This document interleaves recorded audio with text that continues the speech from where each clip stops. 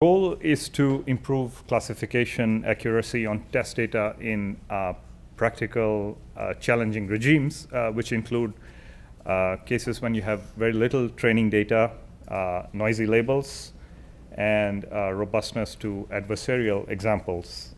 So these are a couple of papers, one of which will be presented at NIPS, at the upcoming NIPS in December. That's the large margin deep networks for classification, and a follow-up work on prediction of generalization gap. So many of you must be familiar with the large margin principle. Here's a toy example with a binary classification example with training points shown in red and blue. And the curve G equals 0 is the decision boundary between the two classes.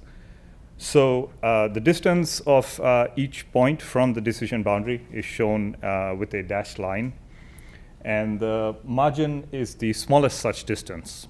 So that's shown as gamma here. And what a large margin classifier tries to do is to maximize this margin so that small perturbations of the training data don't flip the class label. Why is this useful? So here's an intuitive example. Again, we have the red points and blue points, which are the training data. And these are linearly separable by these hyperplanes shown in green. And there are many hyperplanes which could separate the training data perfectly. But we'd like the optimal hyperplane, which is furthest away from the training examples on either side. And that's the max margin classifier. And the points which are at a distance of margin from the separating hyperplane are called the support vectors. So support vector machines, large margin classifiers, were introduced by Vapnik, I guess in the 80s or 90s, as part of support vector machine framework. And they have proven very successful for classification and regression problems. In the SVM case, the exact computation of the margin is possible. It's just the L2 norm of the weights of the classifier. And if we use kernel machines, then this can be extended to the nonlinear case. But in SVMs and kernel SVMs, the feature space is preset. And so that is not possible to extend directly to the deep network case, where we are trying to maximize the margin at the same time as learning the features. So some people have tried to put a max margin loss at just the output layer of a network, but extending it to multiple layers of the network or to input margin is not a direct extension of SVMs. It's also unclear if the cross-entropy loss captures large margin. This is still an active area of research. There have been results that show that SGD without any weight decay might increase the margin, but the evidence is still inconclusive. So here's a toy data set where the training points are shown in blue and red, and the points are circled with having the little black circles around them are the training data, and the rest of the points are test data. So this data set is nonlinear, and it needs a deep network with multiple layers to successfully train to achieve 100% training accuracy. And what we are visualizing is the decision boundary of the resulting classifier. This is two-dimensional, so you can visualize the decision boundary. We see that cross-entropy, even though it achieves a test accuracy of 98%, does not have a large margin boundary. For example, over here, the boundary is extremely close to some of the test examples, and small perturbations of those examples will lead to misclassification. On the right is the output of our large margin framework, and this is able to separate, create a margin between the training points much more effectively. So this is our setup. we have a set of functions fi, which go from input space to R. And for I from 1 to n, this is a classification function. So fi is simply the logits, the output layer of a deep network. And the predicted class is the argmax of over the FIs. And the decision boundary between a class pair ij is defined as the set of points where fi of x is equal to fj of x. So the value is exactly the same for class I and j. And then this allows us to define the distance of a point x to the decision boundary between I and j, which is the smallest perturbation delta in some p norm, so that fi of x plus delta equals fj of x plus delta. So if you move the point x by delta, you reach the decision boundary. So this suggests the following margin loss function. So given the definition of a distance d, the loss is given as this max margin function, and pointer.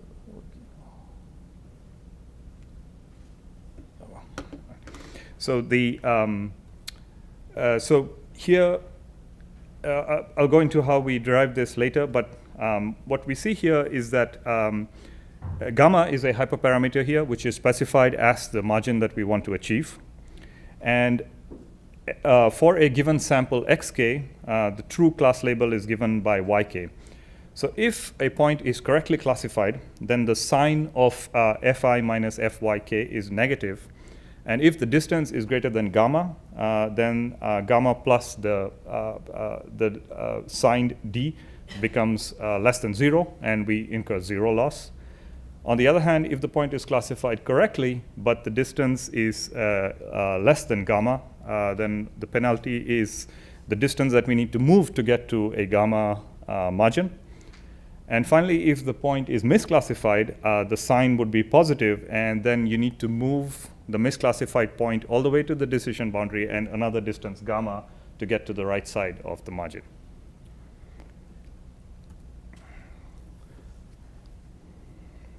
So now the problem is that this original formulation is not tractable. We can't find a closed form solution for it. So what we do is to linearize, and we linearize around, we linearize around delta equals 0, which after some simple calculations leads to this closed form solution at the bottom. So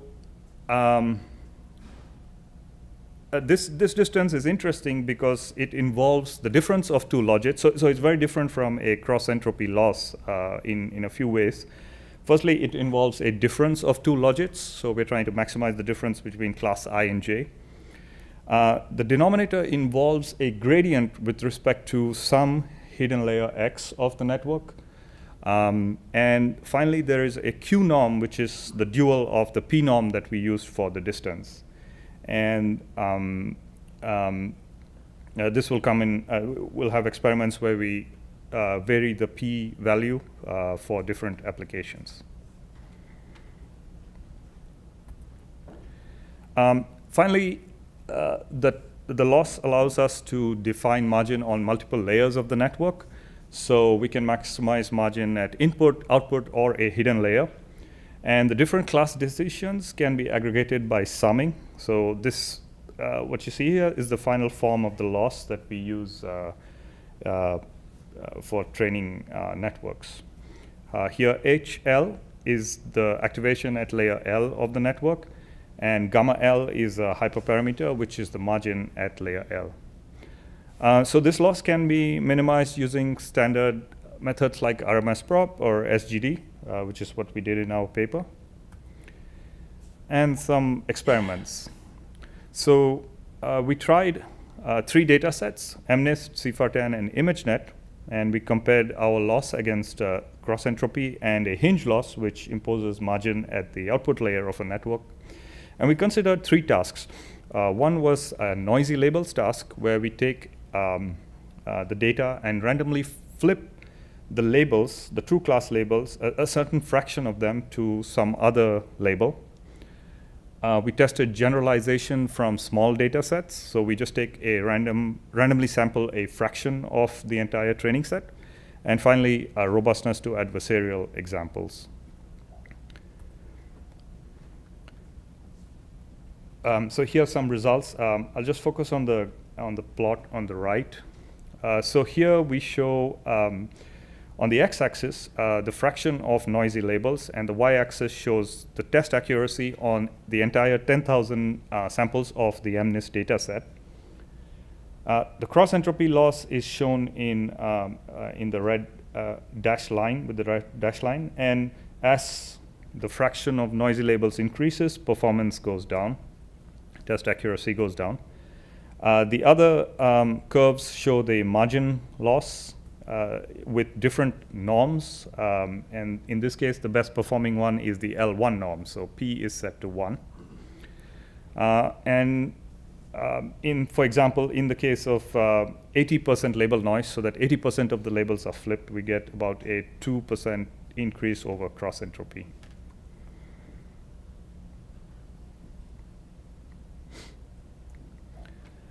In the generalization test, we took fractions ranging from 100% of the data all the way down to 0.125% of the data. So it's only 70 samples of MNIST, so 7 examples per class. And here, in that extremely low data regime, we get about a 3 to 4% increase over cross entropy. The curve here that's shown in yellow is a active learning based method by Gal et al., where they select a fraction of the training data in an intelligent way, whereas we just randomly sample. The margin loss is still able to beat that method. So finally, turning to adversarial examples, this is a recent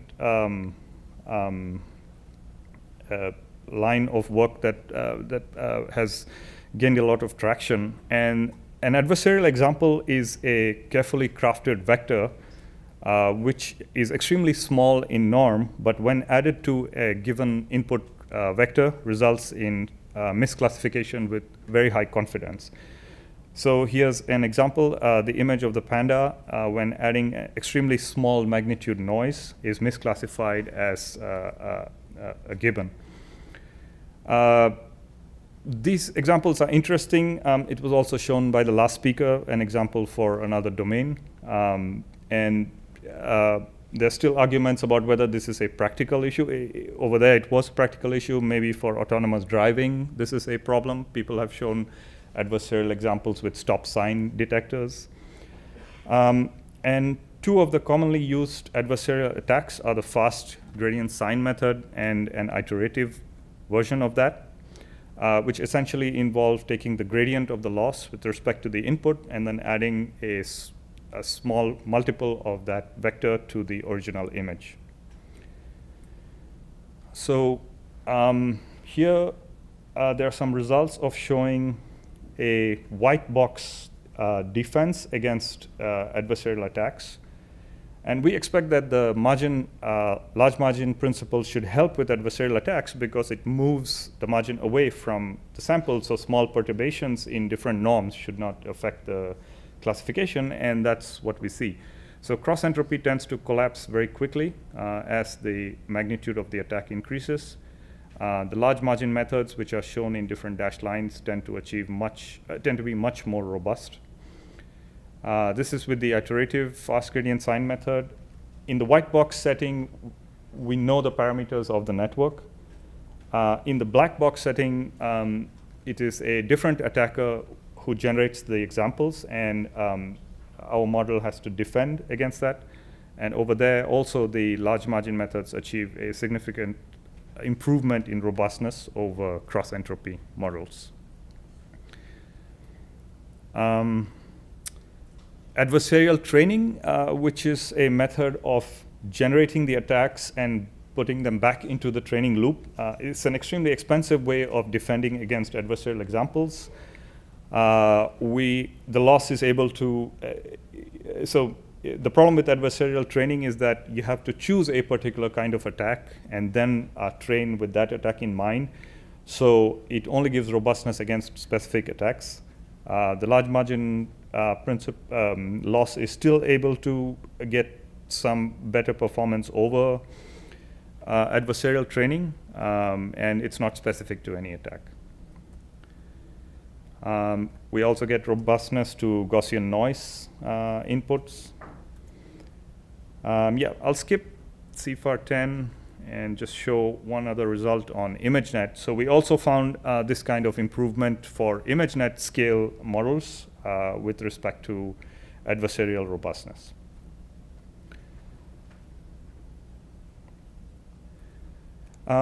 And finally, I'll just talk briefly about some follow-up work that we've done. It has been known in the SVM literature that just the margin, which is the distance of the closest point to the decision boundary, is not a robust enough measure for generalization. For example, it's extremely sensitive to outliers in the training data. And it has been shown that using other measures such as the distribution of margin over training points and normalized versions of the margin are much more robust. And we wanted to test that for the case of deep networks. So in this new work, which is under review at the moment, what we did was to come up with a way of, we took the large margin measure, and at each layer of the network, we took the distributions, and we took the margin, normalized them with a normalization factor to account for scale, and then considered the entire margin distribution. So here are three examples of three networks trained on CFAR 10 achieving different test accuracies, so 55%, 70%, and 85%. All three networks get a 100% training accuracy. So the training loss or the training accuracy is not enough to predict generalization gap. Generalization gap is the difference between the train and test accuracies. So on the top row are plotted the normalized margin densities, and each color corresponds to a different layer of the network. And what we see is that these plots are much more indicative of the generalization gap. As the gap narrows, the plots tend to shift to the right and become wider. So it means even if different layers behave differently and the margin itself, which is the closest to the origin point, does not move, overall the distribution moves. And so this suggests that using the distribution is much more robust as a measure of generalization than just the margin itself.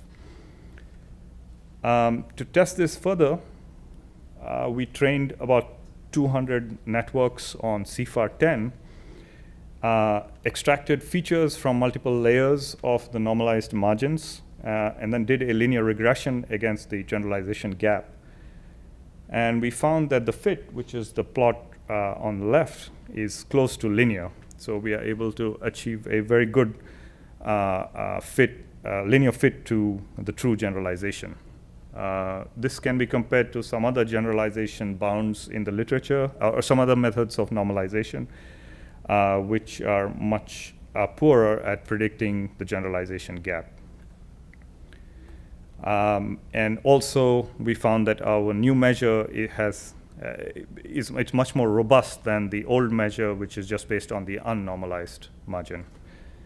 So in follow-up work, we hope to come up with a loss function which takes this normalization into account over multiple layers, and hopefully that gives us a bigger boost. So in conclusion, we've extended ideas of margin from SVMs to deep networks.